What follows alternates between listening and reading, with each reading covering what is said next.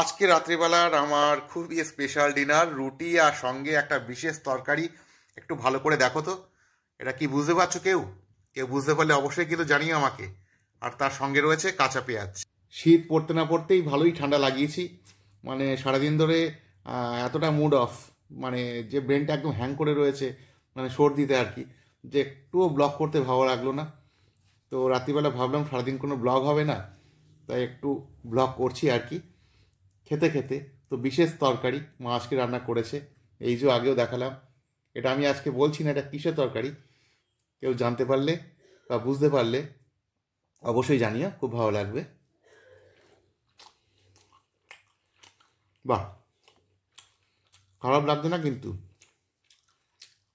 বেশ ভালোই লাগছে। সঙ্গে দেখো কাঁচা পেঁয়াজ দিয়েছে। এই সবজিটা আমার খেতে একদমই ভালো লাগে না। আরেকবার দেখাচ্ছি, ভালো করে দেখো। তো মা আজকে বললো আজকে যেভাবে রান্না করেছি খেয়ে দেখ, খুবই ভালো লাগবে। তো সেই জন্যই খাচ্ছি। সত্যি কথা বলতে খেতে সত্যি খুব ভালো হয়েছে। আর কাঁচা পেঁয়াজ দিয়ে না, অসাম লাগছে।